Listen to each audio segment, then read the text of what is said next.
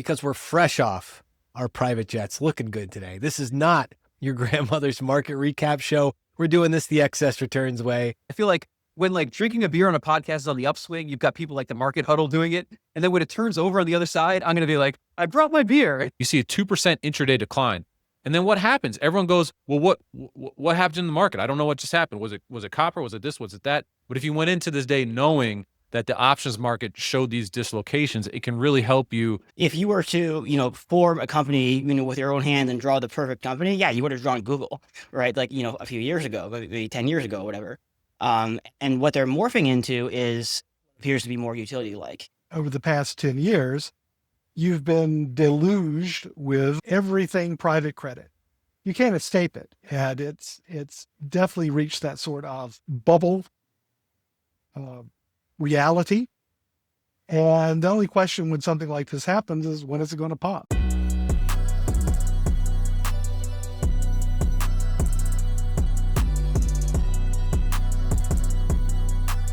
You're watching Excess Returns, the channel that takes complex investing ideas and makes them simple enough to actually use, where better questions lead to better decisions. And now, because we're fresh off our private jets, looking good today. This is not your grandmother's market recap show. We're doing this the Excess Returns way. We have all these amazing conversations over the course of a month.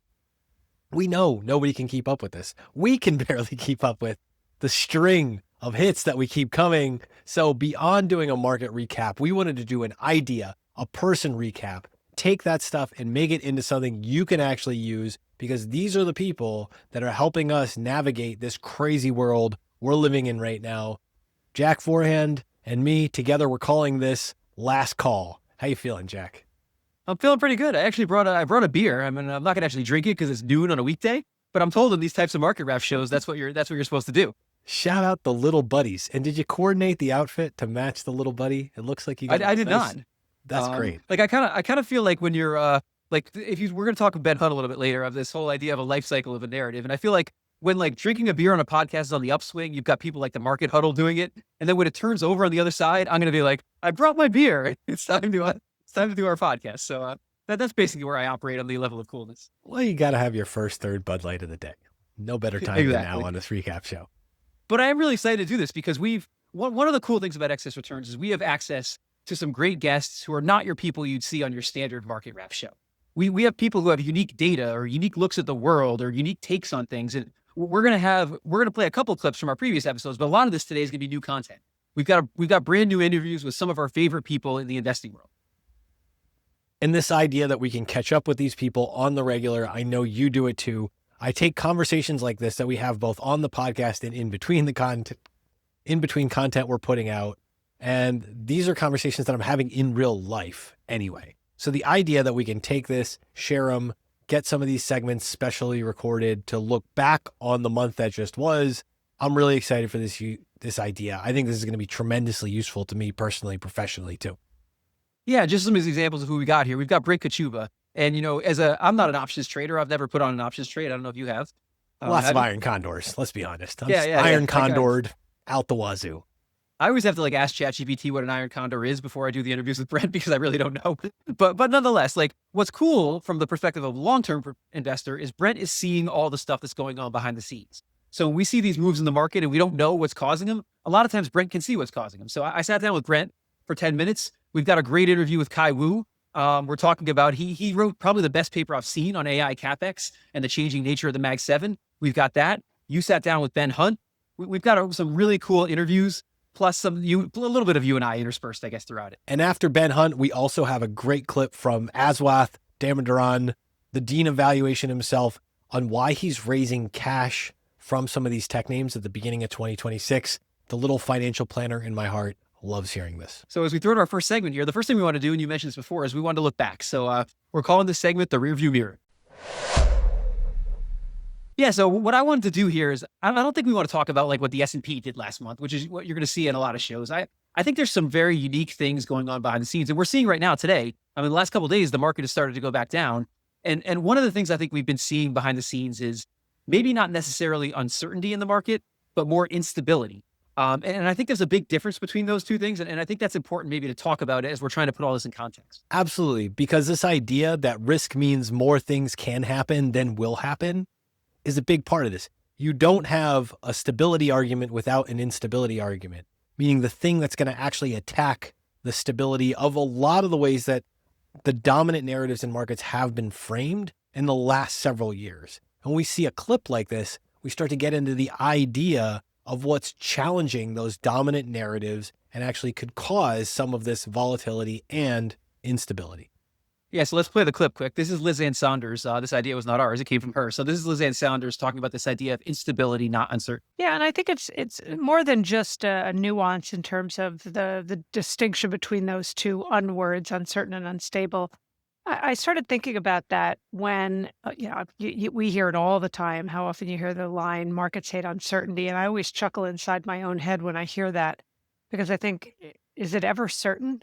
I've never woken up to the front page of the Wall Street Journal saying, we know everything is certain. So I think it's the instability piece that is unique in this backdrop.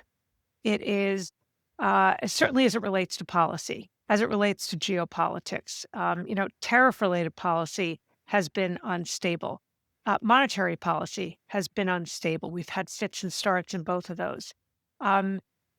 Sometimes the messages we get, particularly from the administration, not to make this a political angle by any means, that it can kind of come on a fly. And I think there's this tendency for knee-jerk reactions on the part of the investment community. And it's this instability that makes this cycle a little bit different. And it's in part leading to some of the bifurcation, some of the K-shaped nature in this cycle. And I'm not sure that eases anytime soon. What's really interesting to me about this clip is like, I'm the person that's always like on our podcast being like, there's an above average level of uncertainty in the market. Like, it seems like at all times I'm thinking there's like an above average level of uncertainty, but like, I don't know how to make sense of uncertainty. Like, there's always uncertainty. And that's kind of what Lizanne says in the clip. What we've been seeing recently is not uncertainty. What we've been seeing recently is instability. Do you see this concept of instability as, I framed it in the setup here, risk means more things can happen than will happen. And my take is that our awareness of how many things could happen is what drives that instability. When there's a spread of stories that people are talking about, like, well, what about, what if? That's the instability thing coming into our awareness. Is that how you think it, or is it somewhere? Yeah, well, and it's also fair to say, like, to your point about more things can happen than will, like, we've been expanding the things of, I mean, how many things have happened in the markets in the past, year or so? You're like, oh, that would never happen. We're never going to do that. And it's just like, there's so much, and that's not a political thing one way or the other.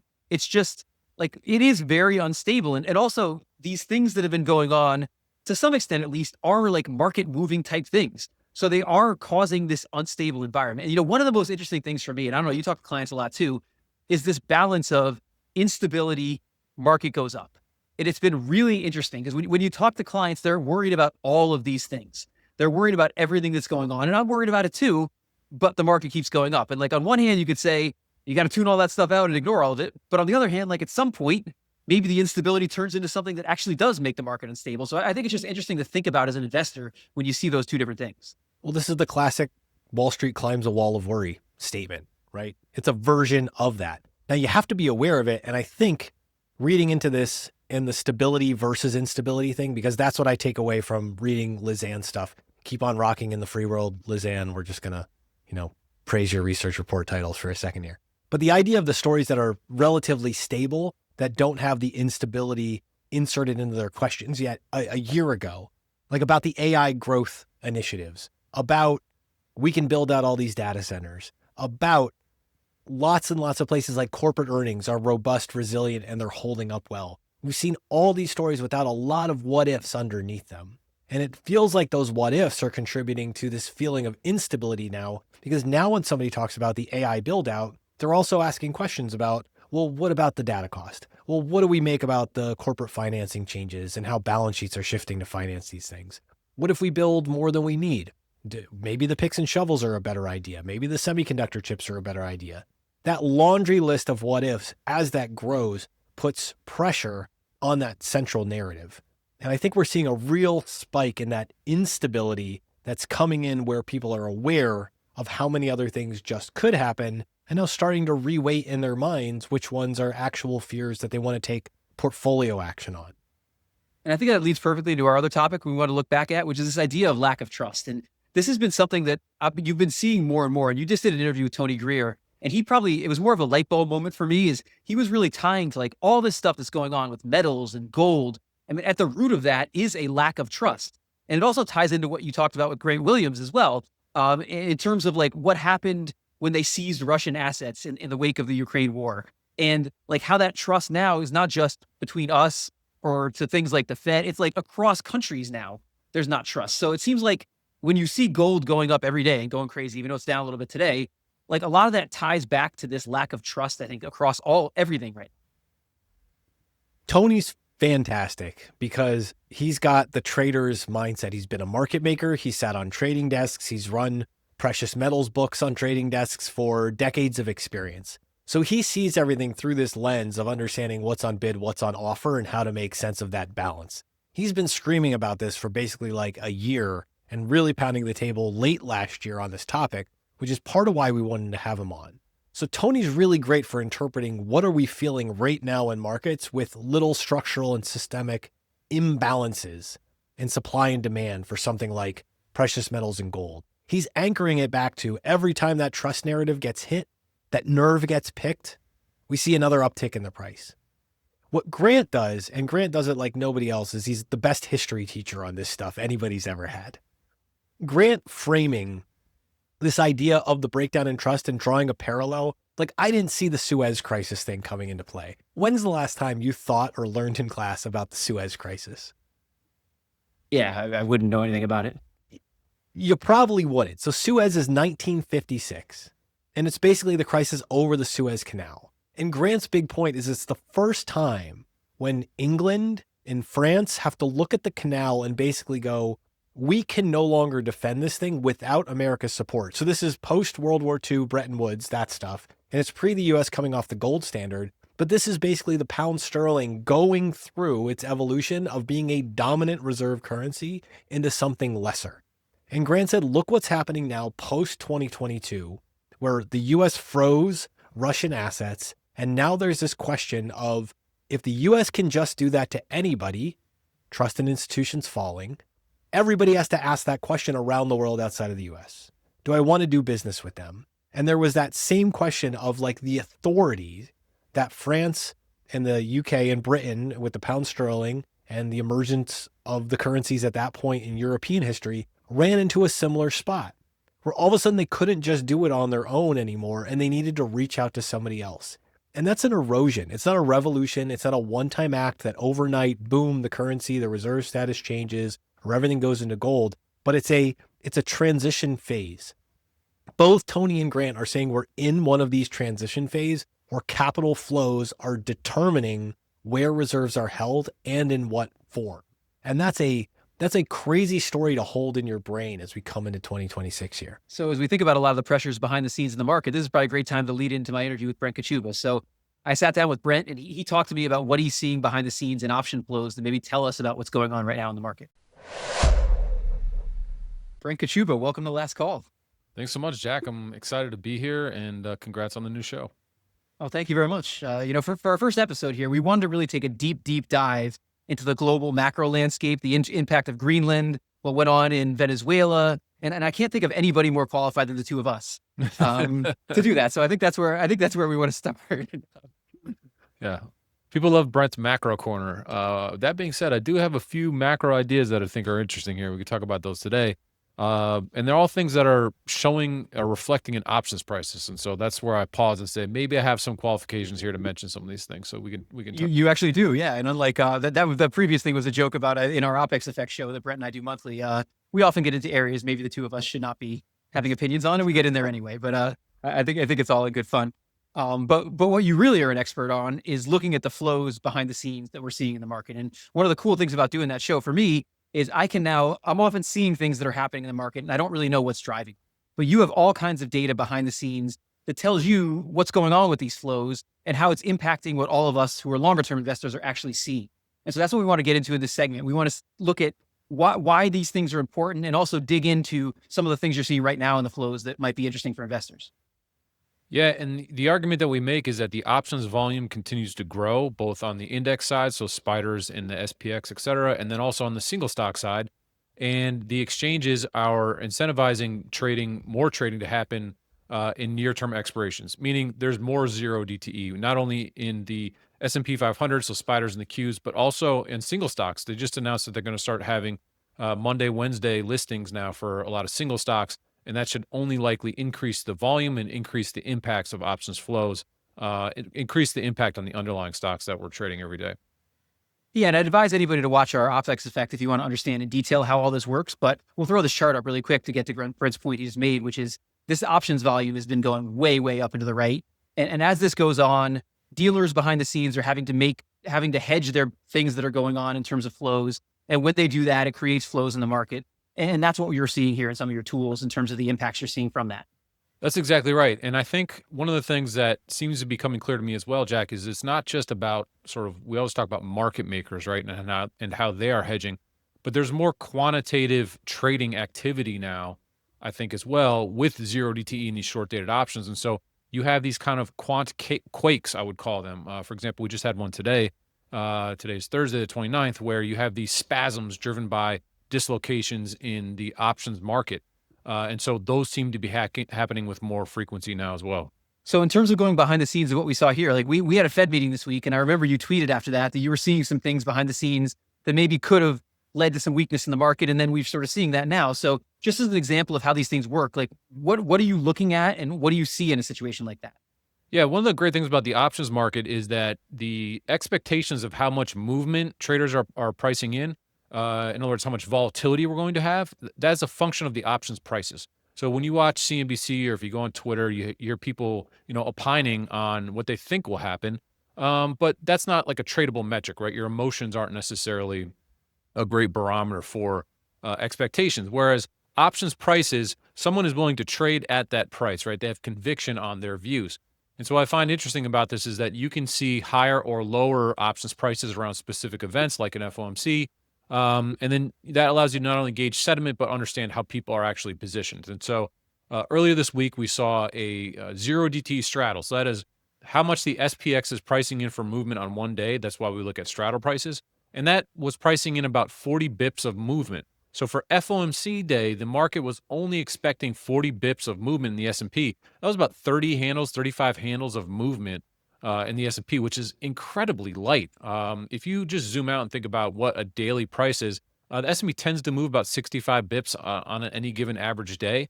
And so, thinking that on an FOMC day, we only get 40 bips of movement is telling you that the market is pricing in absolutely no risk at this time. And as we all know, like market's going to open, it's going to move a little bit, right?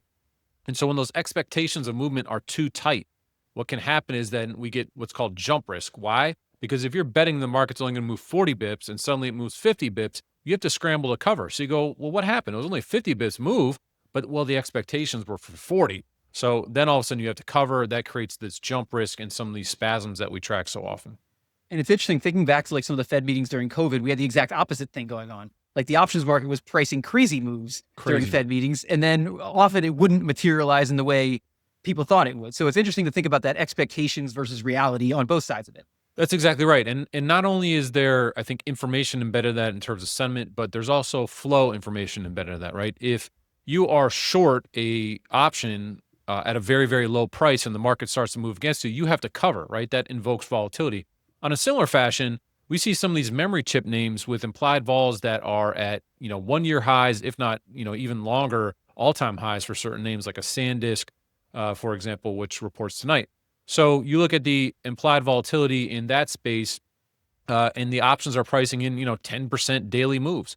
And so you think, well, how many days in a row now can this continue, say a 10% daily move? Same thing in gold and silver, for example. So what that's telling you is that when the expectations are for 10% daily moves, and maybe the stock only gives 2% daily moves, then guess what happens? That invokes hedging flows, right? That can cause a mean reversion in the asset, or it can cause a sell-off in a stock, for example. So that's another reason why we watch the options prices, not just from the sentiment perspective, but also because it can draw out these flows that can impact or stop or halt directional trading moves or trends. And that's a perfect lead in to look at this 4-quadrant chart. And we do this every month on the OPEX effect, but this is really cool in that you're looking at a variety of stocks, a variety of asset classes, and you're able to see how people are betting in the options market and what that tells us about what's going on. So can you just explain what this chart shows and some of the stuff underneath it?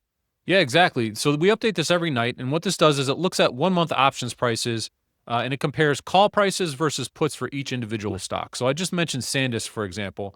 And when you see a name towards the right of this chart, it means that calls are very expensive relative to puts, right? So Jack, there's a lot of call demand in Deere, JP Morgan, Oracle, et cetera. And in NVIDIA and Target, there's actually a lot of put demand. It's the opposite. And what we're doing, again, is we're comparing just call versus put prices. So we can statistically state this if we hover over Sonders, for example. Sonders reports tonight, its risk reversal, which is the difference between the call and put price, is 82%. So that means calls are now more expensive than they've been versus puts for the last year, more than 82% of previous data points. Not only that, you see that IV rank. IV rank is the expectation of volatility. So the traders are expecting more volatility now today than they are for the previous, for 85% of previous data points. Now, why does that matter? It's because that IV rank is telling us that the options are extremely expensive. And so for those options to have their prices be justified, we need to have ever increasing levels of volatility, right? The stock has to move even more than what we've been seeing. So what I actually find when you dig into this a little bit more is that not only from those flows perspective is that a flag that maybe SanDisk has moved enough. And just to put this in context, for those of you who haven't been tracking SanDisk, I wanted to show a chart of this stock. It's up, well, Jack, 120% this year. Today is only January 29th. So this is what I'm saying, right? When you say, can this be sustained?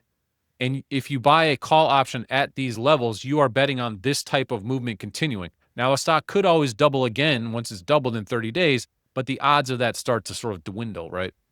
So the call prices are very expensive from a sentiment perspective. That suggests topping, but also, again, from a flows perspective. Because if you're an options market maker, you would love to sell a very fat, very expensive call option, right? And then if the stock sort of just trends sideways or reverses, you can make a lot of money on that. And so that's kind of the idea. The second one is from the sentiment perspective. You see the clustering of positions, right? Now, in this case, what we see is that there's a lot of very bullish positioning, Costco, Palantir, MicroStrategy, Home Depot. All of these names are clustering towards the right of this chart, which tells us that traders are pretty bulled up across the board, right? We see this kind of that single stock correlation is kind of high in terms of those expectations. Now, there are a couple names that are a little bit lower here or put skewed, I would call them, on the chart. So this clustering to me is a signal of maybe a little bit too bullish as we head into earnings season here. You could also view it, Jack, as maybe the bulls have already sort of piled into the trade. The trade has already worked to the upside, and now it's starting to get stretched or overbought is another way to think about this. So that's one thing. The other thing is, look at how low the implied volatility rank is for spiders right now. It's 7%. What does that mean? Implied vol or options in the spiders are cheaper than they've been basically at any point in the last year. So that's telling us that the options and the spiders and IWMs are very, very cheap. There's a lot of complacency on the index side of things, right? So you can buy spider options. They're very, very cheap. But if you want to go and buy Meta, Microsoft, Oracle, SanDisk, those options are very, very expensive. So there's a big dispersion, right, between those two. And this dispersion can be driven by sentiment, but it can also be driven by very popular quantitative type trades that we talk about a lot now, Jack. Dispersion and correlation trades, right? Those are popular hedge fund strategies that can help to drive the difference in these options prices. And so when you look at this and you see these groupings or these clusters move around the map, it's giving you a lot of information about how traders are positioned. And again, that matters not only from a sentiment perspective, but also from a flows perspective. I just wanted to point one thing out to you, right? And we talk about this a lot. So one free thing, not everyone's going to be a SpotGamma subscriber, and so shame on you if you're not. But if you're not, go and look at this index here called Core 1M. What Core 1M does is it actually is an index that the SIBO created that measures the single stock prices, single stock options prices, a basket of them, versus the S&P 500. And what happens is when this gets too low, we see these spasms in the market. And what happens is then, like we had one today, and we were flagging this for everyone and putting this on X saying, hey, everyone should be careful because like we're due for a spasm. And so what ends up happening then is when these single stocks are too expensive relative to the index, that trade has to kind of unwind, right? And it creates a lot of movement or declines in the S&P 500. So if we just look at that, what happened today, Jack, out of nowhere, right? We were up after FOMC at 7,000. That's very near all-time highs. And then what you see here, just to put this into context, and you didn't set me up for this, Jack. This just happened today, so it wasn't like I came on because I got this right. But you see a 2% intraday decline. And then what happens? Everyone goes, well, what happened in the market? I don't know what just happened. Was it copper? Was it this? Was it that? But if you went into this day knowing that the options market showed these dislocations, it can really help you maybe buy that dip with a little bit more ease, or sort of have a better understanding of what's happening. Yeah, it's just so interesting for someone like me who's a long-term investor to see all this stuff behind the scenes and to explain these movements. So hopefully we can do this again next month, Brent. Love to have you on again. We'd love to be here, Jack. Thanks so much. So our next segment, you sit down with Ben Hunt, and Ben is also doing something that's incredibly unique in terms of he's taking narrative data and he's making it into a usable form where we can actually see like a narrative on a chart. So what did you talk to Ben about? So if you haven't seen what Ben and Rusty and the Epsilon Theory crew are doing over at Perscient, that's Perscient, you got to see it. Perscient Pro, especially if you are in markets, has a wealth of data where they are tracking literally every story in legacy media, in social media, in media, full stop across the board. And they're basically ranking the density of how stories, arguments, positions are framed when everybody talks about them. One of the places that this has been most interesting because it's so tied in to every single market is in private credit. So Ben had a fascinating piece late last year on First Brands and Tricolor that's been followed up with the news from Apollo and most recently BlackRock. Private credit, just like credit and lending, touches all these markets. And the difference is it touches them in a far less transparent way. So he's got a series of charts that I saw in Perscient Pro, and I said, we got to do a segment on this. This is fascinating right now. Let's dive into my conversation with Ben. You know him from Epsilon Theory and now Perscient. Ben Hunt, welcome back to Excess Returns. Great to be here, Matt. Thanks for having me. Okay, you've brought storyboards along from Perscient Pro. We're going to get into those. And these are from the subscriber section where you're tracking private credit. So we're going to get those up in a minute. But between First Brands and Tricolor, late last year, you had a wonderful note on those two events. And now with the BlackRock TCP write-downs in early 2026, private credit risk, top of investors, top of advisors' mind is a major story. First off, why care at all about private credit? Well, because it's everywhere. It's the new mortgage-backed securities. I mean, I think your audience, Matt, is a lot of financial advisors, a lot of independent managers of their own accounts.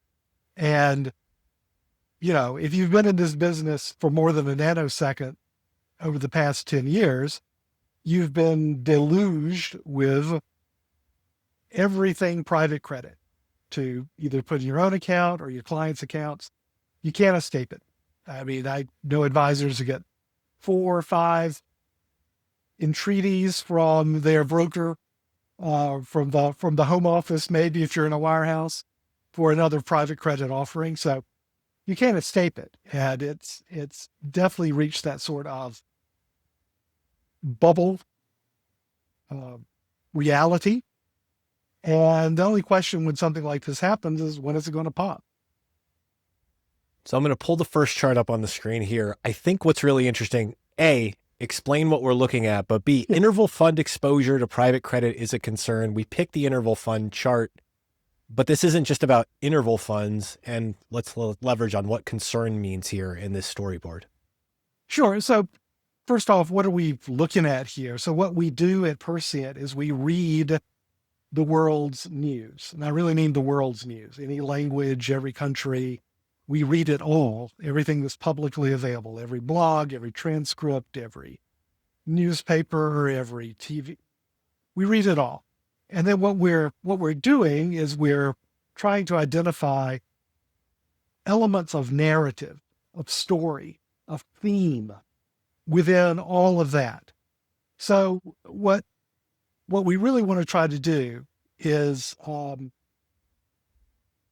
show you, visualize for you, when is a narrative growing or when it's declining. But We want to track, we want to see what's different in the world of narrative. And that's what you're looking at here.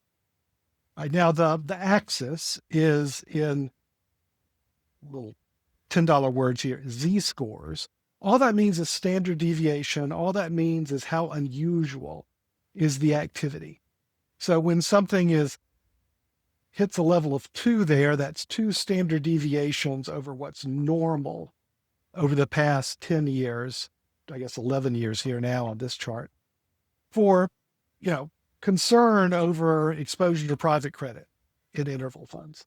Now, for most of this time period, let's go through 2024, there's basically no media coverage of interval funds and private credit exposure. What we're seeing, and this again is not just for interval funds, but it's for BDCs, it's for insurance companies, life insurers who write annuities, their exposure to private credit.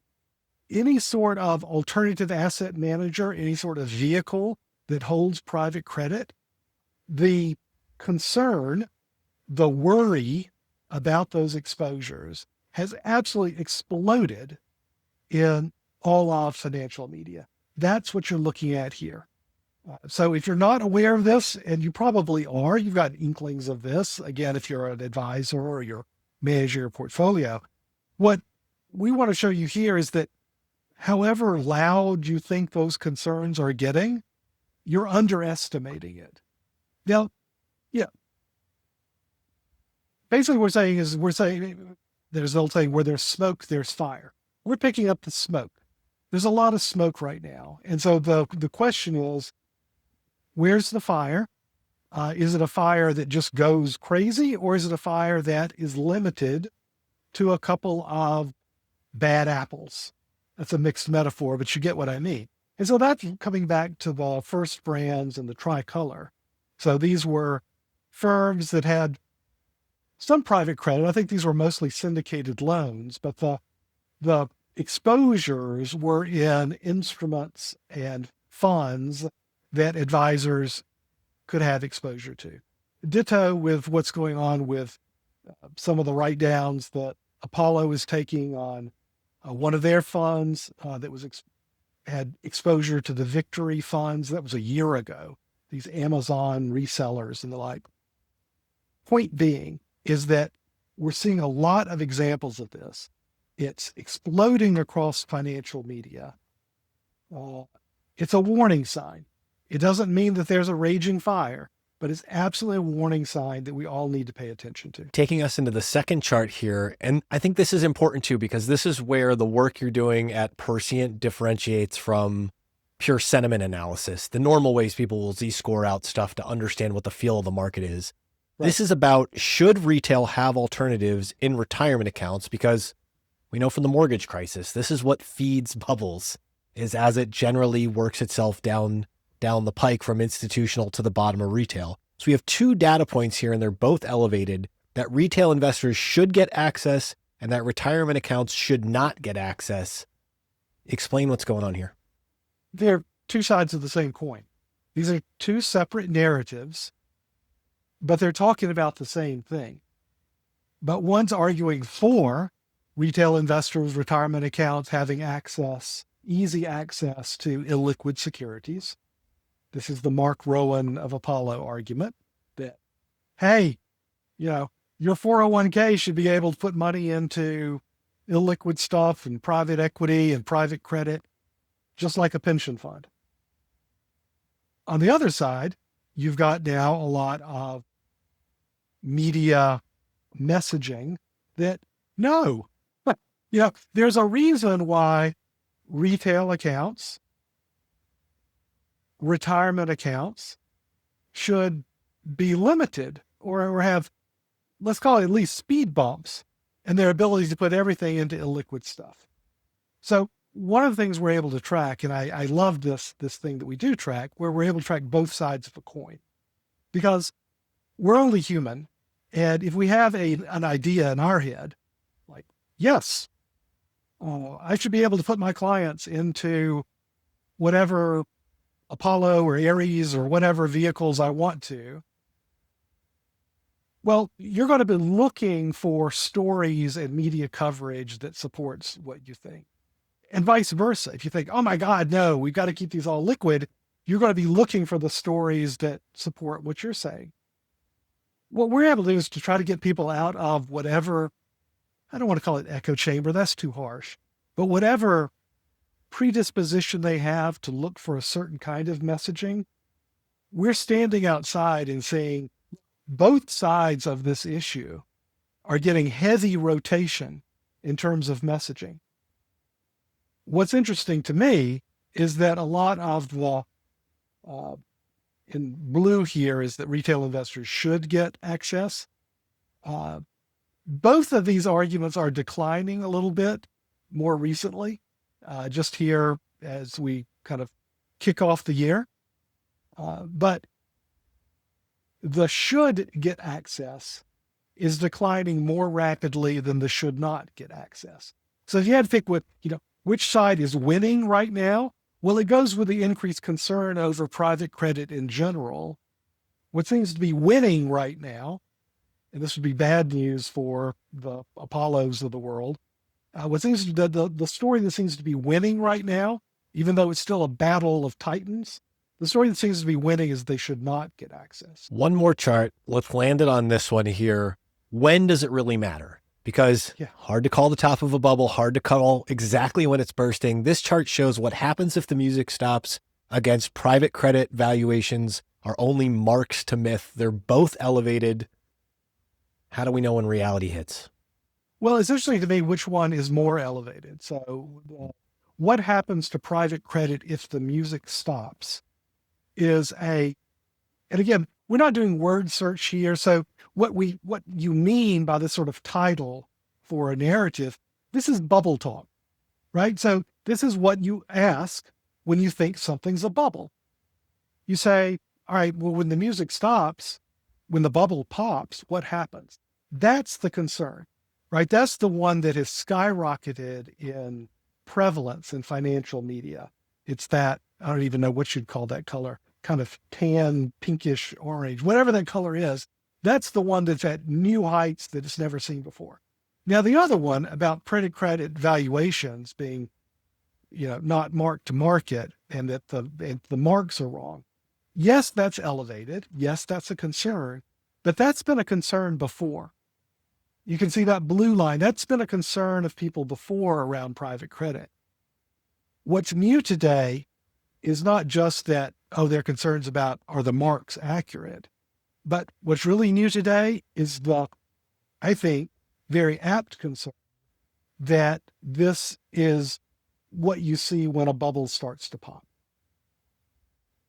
These are all charts from Perscient Pro. Ben, if people want to learn more, check this stuff out, where do you want to send them?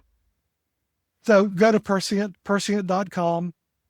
That's where you'll see it. All of our products for this. Perscient Pros, I call it the entry level. It's the one for advisors. It's the one for people who are managing their own portfolio. Perscient Pro, that's what you want to look for. Ben, thanks for joining us. Thank you, Matt. So I don't know if you know this, Matt, but Excess Returns is the podcast people go on if they want to make wildly controversial statements. Like it's pretty much known in the podcast guest community. This is where you got to come. Well, I mean, that's why you're on it, right? You started this channel to make wildly controversial statements. I am the wildly controversial host. So we had to who drinks Bud Light on this show? Exactly. Do you know what Kevin Muir just threw up on his computer? He was like, me and Patrick, Margaret Huddle are always bringing out these fun beers. Here comes Jack with his Bud Light, which my wife is going to love, just for the record. She's a big little Matt, I could not drink an IPA to save my life. Like, I just can't do it. Like, if I'm drinking beer, it's got to be like the lightest beer of all time. All right, well, we'll shift to scotches or something. I don't even know. We'll figure that out for next time. Given the controversial nature of this, we obviously had to call our clip segment. They said what? So, Matt, today we've got a clip from Aswath Damodaran, and this is very interesting because, first of all, Aswath's one of our favorite guests. We're very lucky to get him on. But second of all, Aswath has probably been the people, if you think about people who got the Mag 7 right, who've owned them throughout this whole run, like Aswath has been a big tech guy. He's been a big Mag 7 supporter, although he owns a bunch of other stuff in his portfolio. So the idea that he's kind of thinking about raising cash right now which is very interesting to me. So here's Aswath talking about why. Matt, we talked about selling things when they get overvalued. I've always done that. Historically, when I've sold things for overvalued, I put them back into things that were undervalued. And the last year or two, that's a part of the process that's changed a little. I feel less willing to load into something that's undervalued because I'm not finding enough that is undervalued to jump in. The second is I'm wary. I'm not a market timer, but I'm wary about where we are at the market in terms of pricing, in terms of what we're building in. It seems that while there's a path where we can justify where we are today, there are also multiple pathways where things can go bad. So from that perspective, I want to move my money into things that are not correlated with equities. And that is getting tougher and tougher to find, right? I can go to cash. That's always a choice. But 30 years ago, I could go into another geography and be okay, right? So if I were primarily in US equities, that's not working anymore because in crises, equities across the world move together. I could look for real estate used to be uncorrelated with equities. That's no longer the case. Real estate is starting to behave more and more like in our zeal to securitize things, I think we've also created a nightmare, which is we've created asset classes that used to be separate asset classes that are now starting to behave like equities. You're saying, what about Bitcoin or cryptos? The problem is Bitcoin behaves like very risky equity. If I think stocks are overpriced, the last place I want to be is Bitcoin because of the correction. To tech stocks, it's going to be double that correction in Bitcoin. So there's no easy place for me to go. And I said, I've historically not looked at collectibles. I include gold as a collectible because even though it's a commodity, that's basically its role. But I think that this might be a time where if you cash out on a stock, some of that money should find its way into things and that remains one of the few spaces, which is relatively uncorrelated with equities. So I think that's what I was talking about. So I wasn't talking about selling off my stocks and buying gold with it, because that's not something that I think will work for me in the long term. But holding something in an asset class that's not going to do as badly as stocks, if stocks have a bad year, is something that I think about more actively. What struck me about this is a discussion you have all the time as an advisor with clients. And it's something that it's a very different discussion for a client a lot of times than it is for someone like Aswath. But it's just, it gets back to what we were talking about before with Liz Ann Sonders, instability. The market is expensive right now. We've had a big run. There's lots of instability. People want to talk about the idea, should I raise cash? But it's much, much harder to do in the real world than it is in theory. You already know that the financial planner in my soul was just, smiling when he said this. And rightfully so, because try to tell people all the time, the easiest time to sleep is at night. The best time to pick the piece of fruit off the tree is when it's ripe. The easiest day, to fix the hole in the roof is when it's sunny and moderate and it's not raining or anything else is going on. If you're trying to sleep in the middle of the afternoon with all the shades open, if you're trying to pick the piece of fruit as soon as it shows up on the vine, or if you're trying to pick it when it's all moldy and gross or it's already fallen on the ground, if you're trying to fix the damn roof in the middle of a blizzard, you're just making it hard on yourself. So for Aswath to say look, these things have gone up, the valuations are stretched. I'm not saying they're going to stop running, but I think it's a good time to raise some cash. Yes, this is the environment. It's easiest to do it. Why would you not do it at the easy time? It's so obvious, but this is one of those cases where it's this is stretched on every way I measure it. So I think this is ripe. I'm going to take some. I might be wrong, but I'm going to take some off. And I think that is such simple and obvious advice. I love it. And I think the idea of also small moves is very important. Aswath, you guys talked to him about that in the interview. He's not sitting here liquidating his portfolio. When he's selling positions, he didn't go short. Running off. This is not what he said. He didn't say exactly. Now I'm short this stock. It was no, I'm trimming. Yeah, he always sells positions. And the difference is now, instead of saying, I'm going to put them in the new positions, now he's saying, you know what, maybe I'll leave something in something that's not a stock. Maybe I'll put it in something like gold. Maybe I'll put it in cash. And I think he's struggling trying to figure out what to put it in, which a lot of people are now. But if you're going to do that kind of stuff, that's the way to do it. And the other point is Aswath is obviously a very different person than your average person. I mean, Aswath has a much larger portfolio. And so like for other people, the thought process is probably a little bit different. Like if I'm depending on every dollar of my retirement to retire, I probably think a little bit differently about this than someone who has a major, huge portfolio like Aswath. Yeah, let's be clear. He also points out like this is basically his kids and maybe grandkids' money at this point that he's thinking of this with. So he's thinking about this cross-generationally. He's also not managing money for other people.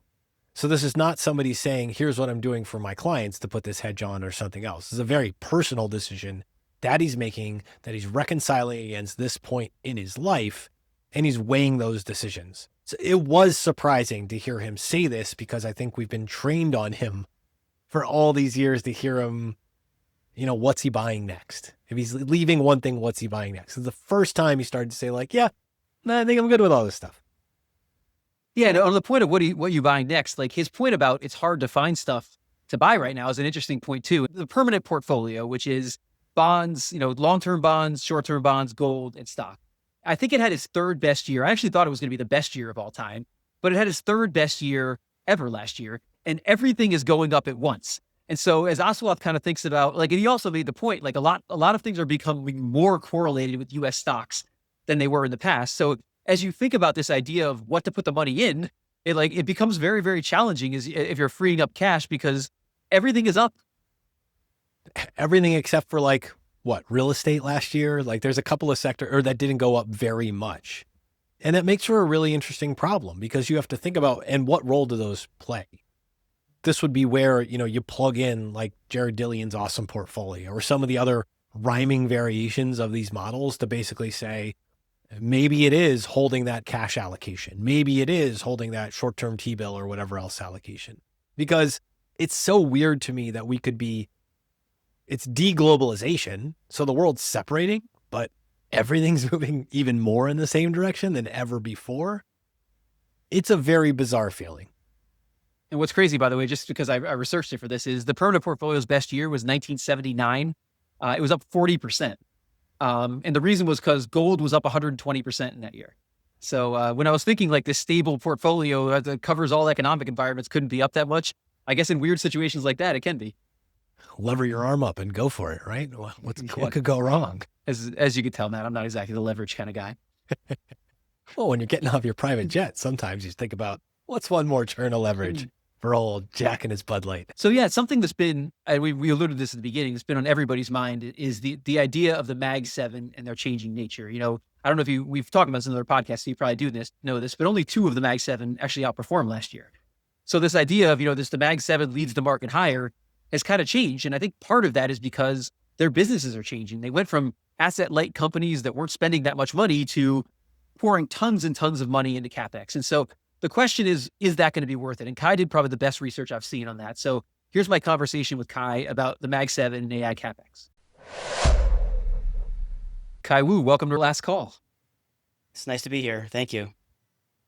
I was really excited to have you on because we're going to talk about probably one of the biggest issues that's going on in the market right now, which is the companies that have led the market for a really, really long time have been the Mag 7. And they have been, historically at least, asset-light companies, high free cash flow companies. Basically, like if you were drawing up a company on a sheet of paper, you probably could have done much better than these companies. And now that is changing. And so many people are thinking about, what does that mean? Will these continue to be the greatest companies in the world? All this Capex spending, how is it going to influence them? And you've done probably the best paper I've seen on this. And so we're going to dig into that today, and we're going to talk about the changing nature of the Mag 7 and what that means for investors. Sounds great. So I want to start with this idea of Capex in general, because you looked at a lot of companies and a lot of data historically. And when companies typically spend a lot of money on Capex, it typically doesn't go that well, I don't think. So we're going to put up this chart, which is looking at the different quintiles of companies that have rising Capex. And so when you looked at that historically, what did you find in terms of the companies that have the Capex that is rising the most versus the least? Yeah, look, this is a pretty interesting exhibit here. And, just to step back, I think one of the advantages of being a quant is, the ability to kind of look through decades of data and across thousands of companies to understand what are the common patterns that we observe, right, with an objective lens. Because I think it's easy at any point in time to say, look, this time is different. This is a historical platform shift in technology. So therefore, these things don't matter. But it turns out that at least if you play the odds, right, the base rates are pretty well established by the data. So what this exhibit shows, Jack, is a quintile run, which means we take all the companies and based on their trailing 1 year capital spend, Capex spend, rank them into buckets. So quintile means 5 buckets from low to high. What you find is that the companies that have the highest Capex spend underperform the most in a monotonic fashion. So then the second highest quintile underperforms by a little bit less. And then actually the more conservative companies, the firms who are kind of abstaining from the aggressive capital spending, have tended to outperform. And what's really interesting, and it's not shown in this chart, but worth mentioning, is that this effect exists both in the macro sense, so across sectors, right? When telecoms go crazy in spending in the late 90s on building out the internet, or in the shale boom, it exists in that case, but it also exists within sectors. So within the telecom sector, for example, the firms that are kind of most abstaining from the spend tend to outperform. Conversely, the companies that are the most aggressive in trying to capture whatever opportunity they see in the market by investing heavily in Capex are the ones that tend to do the worst. And again, this is just averages, but it is I think a pretty significant warning for us as we kind of move forward into this capital spending cycle to think a little bit about how this has worked out in the past. And correct me if I'm wrong about this, but this is the opposite of research and development, right? Typically, high R&D firms do outperform, and in the past, that's what these companies have been spending money on, is R&D versus Capex. Right, and this goes back to the point you were making around the transition from asset light to asset heavy, right? I think you described it beautifully. If you were to, form a company, with your own hand and draw the perfect company, yeah, you would have drawn Google, right? Like, a few years ago, maybe 10 years ago, whatever. And what they're morphing into appears to be more utility-like, so very Capex heavy. So that's exactly right. Companies that have conversely invested in intangible assets, whether it's R&D, sales and marketing, employee development, these kind of intangible assets have tended to generate really high ROIC, or return on invested capital, whereas capital expenditures trying to maintain physical factors that depreciate over time. In this case, GPUs, which are over half the spend for most data centers in AI, depreciate very quickly, right? A matter of a few years. So yeah, I mean, I think this is definitely a stark shift that we're seeing, with this transition from asset light to asset heavy. And I'm going to throw up Exhibit 15 from your paper, which, by the way, is called Surviving the AI Capex Boom. You can find it on sparklinecapital.com. We'll also put a link in the episode description of it. But this Exhibit 15 really shows how extreme this has been. This is the Capex to revenue for the Mag 7, and you can just see it's going way, way up.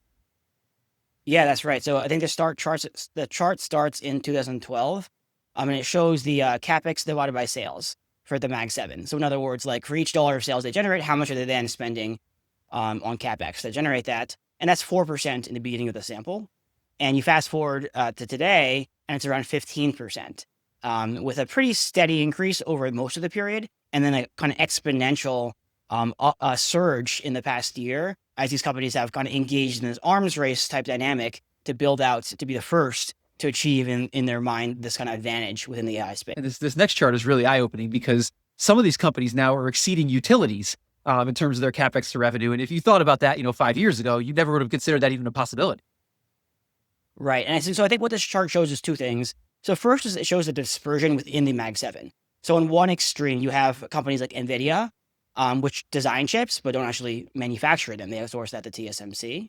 And then Apple, which, as we know, has been largely kind of on the sidelines waiting to see how the AI stuff plays out.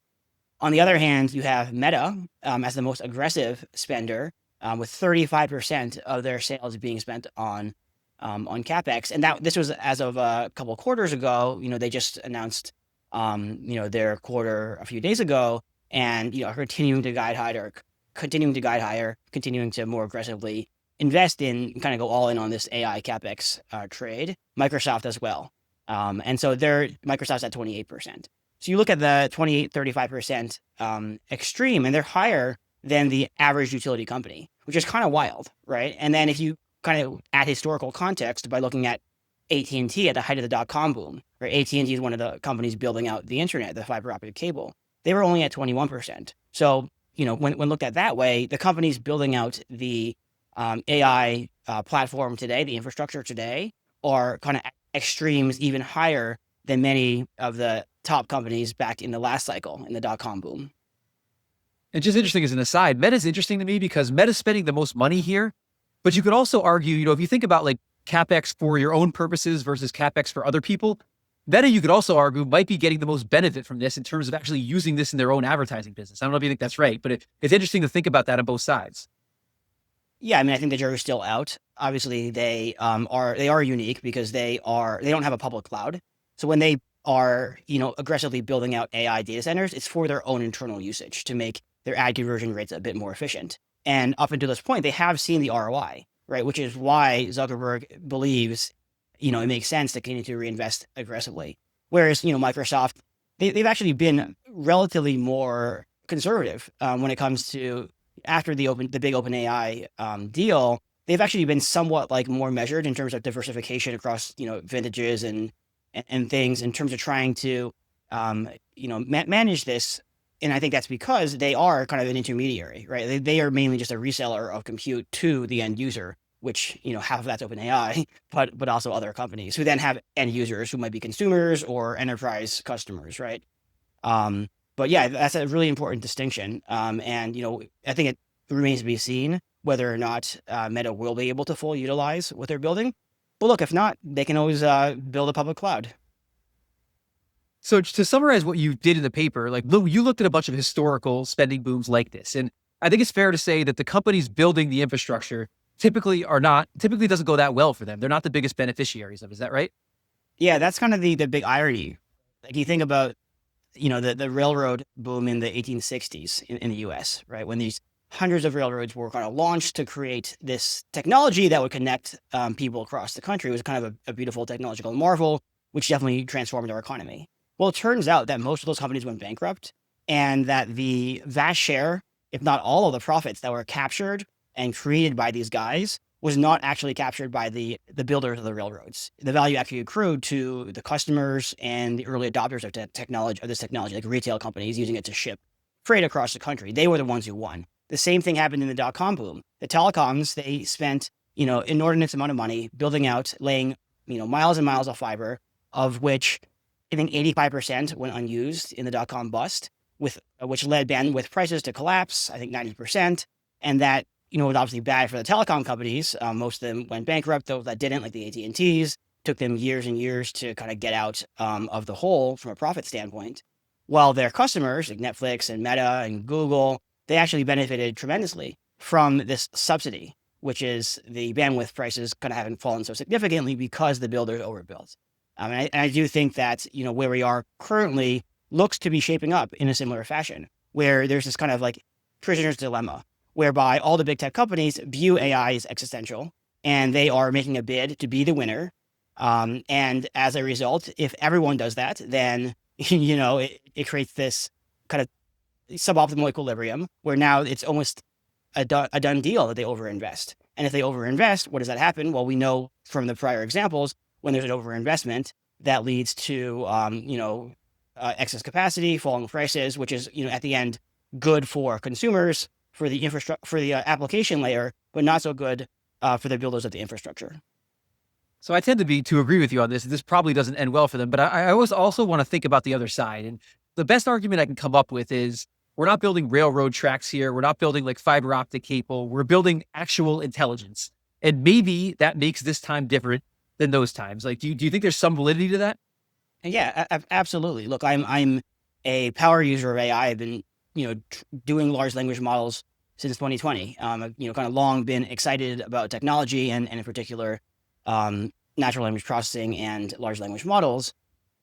I do agree. I mean, look, I think that there's a chance that, in 10, 20 years, we're sitting here and laughing at the fact that we were, kind of squabbling over a few $1 billion of Capex when these companies invented God, right? Like to the extent that these firms do truly invent, a super intelligence, then yeah, none of this actually matters, right? So it's totally possible that we'll look like children, in a decade from now.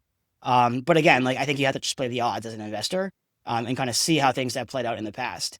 And also recognize that, yes, intelligence is probably a more transformative technology than, railroads and the internet, but, everything kind of builds on itself. Like we wouldn't be where we are without the internet. and without being able to connect people together, maybe via rail and other technologies like that. So, these things all build on each other. But yeah, I think that there is a non-zero chance. And I think we have to be humble enough to recognize that, while it's important to play the base rates and kind of the probabilities, that there is a chance that, this ends up being, far bigger than, anyone in the kind of financial industry can comprehend. Well, it's possible the AI versions of us will be sitting here in 10 years talking about what idiots the real versions of us were 10 years ago. That's right. Yeah. So we might not be on this thing anymore. Well, Kai, thank you for coming on. We appreciate it. Thanks so much. So as we wrap up here, our final segment is the forward view, and we're going to take a look here at what we're thinking as we go forward. The biggest thing I'm thinking about here as we go forward is small caps are back, Matt. Small caps are back, baby. How you feeling, small cap value? I've been trying to say this for many, many years. And obviously every time I do say it, it lasts for like a month and then it's over. But I had to say it because this was if you look at what actually happened in the first month, we don't read too much into a month, but if you look at what happened in the first month, small caps, international, value, we've had basically the opposite of what we've been seeing for many years here in the market. The saddest style boxes of them all are having their potentially brief, potentially long-term and long-awaited days in the sun. How do you think about this? Just quant brain for a second. You've been teased by this before.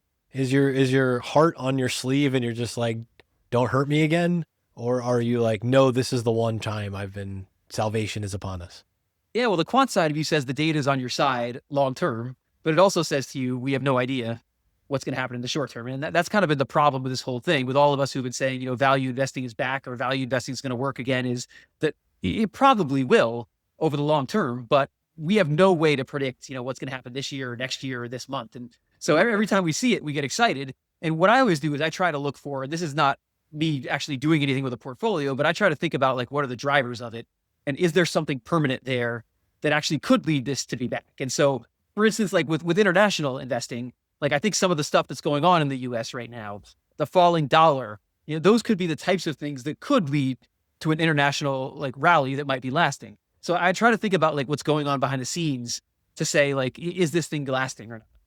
Yeah, and the durability of that too, because I think I might get this wrong. There was a great stat that I saw the other day where it was you didn't have as much earnings growth internationally. You had a good chunk of earnings growth, I want to say, in China, but in the rest of developed international, you didn't have as much earnings growth last year, but you had a ton of FX help. And it's interesting to think like, what of these things can actually help drag things forward? Rupert Mitchell made this in the conversation that I just had with him. He was like, at some point, these things have to stand up on their own and put up the earnings. They have to put up the profits. And heaven forbid, they have to put up those profits without the main drivers of profits, the U.S. tech stocks, falling off a cliff. If they fall off a cliff right now, they take everybody else with them and maybe even everything else with them. But if this rotation is going to happen, the tech stocks maybe slow down a little bit on the earnings ascent, but we actually see some of these profits and the feasibility of this continuing really start to take hold. The crazy thing is we see signs of it. The signs are there across emerging markets, across Latin America, even in certain pockets of Europe. We're seeing this start to actually wake up. But are we actually going to see it continue without the other stuff falling out of bed? That's got to be my biggest question for the year. Yeah, and it's interesting. Jim Paulson was talking about this when we interviewed him. Like, it's amazing how much of international performance is dollar down.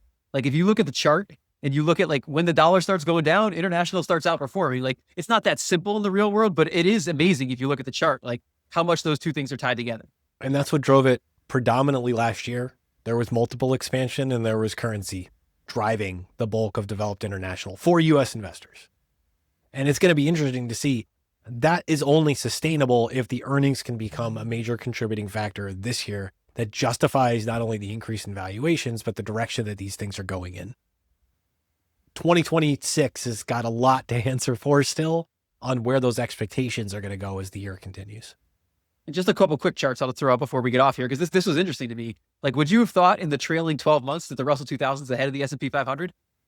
No, I would have not thought that because all we do is make fun of the Russell 2000. So to have it leading this charge is And by the way, we should absolutely be making fun of the Russell 2000 because the Russell 2000 is a complete bunch of garbage. Like, it basically is financials and money losing companies these days. So like the Russell 2000 is a terrible index. It's not like, you really should look at something like the S&P Small Cap 600 if you want to understand what's actually going on with small caps, because the Russell 2000 is just a very different index. Like Hagstrom, I think, mentioned this, Robert Hagstrom, in your interview with him.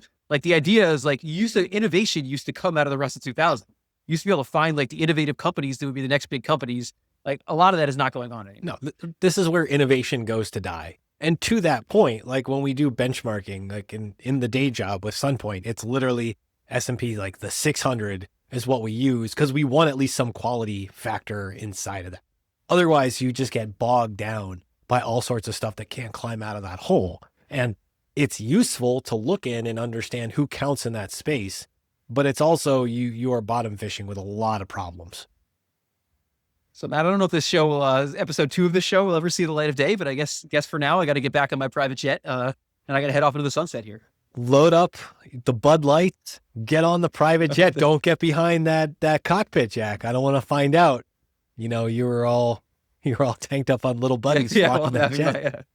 Make sure your butler's doing the flying. And I do know, for the benefit of all of us, because I do have my pilot's license from back in the day, that the rules are much, much more strict on pilots in terms of when you can, I believe it is like you can't have had touched a beer within 24 hours before you get behind a plane. So that's all of us should feel good about that are flying on airlines. All of us can feel good about that part, even if the weather has our travel plans delayed multiple times over, which seems to be the trend of early 2026 too. So this is last call. We're going to do this again. I mean, I know it's, we'll see how people like this. If you like this, comment, subscribe, do all the things. Tell us if you got a chart that you want us to see. We're going to go back to a bunch of our friends and prior guests, and we're going to pull some clips. And I want to do this again, Jack. Commit to me right now. Let's doing try this again. Assuming the people will let us do it, we're going to do it. All right, people. These are your marching orders. This is last call. This is a different kind of market wrap. Tell a friend, tell an enemy, waste some of their time. And if you found it useful, you got to let us know. All the things are below. Excess returns on Substack. I'm sure we're going to have a summary post on this thing too, along with the transcript. Jack, I'll see you next month. Thank you for tuning into this episode. If you found this discussion interesting and valuable, please subscribe on your favorite audio platform or on YouTube. You can also follow all the podcasts in the Excess Returns Network at excessreturnspod.com. If you have any feedback or questions, you can contact us at excessreturnspod@gmail.com. No information on this podcast should be construed as investment advice. Securities discussed in the podcast may be holdings of the firms of the hosts or their clients.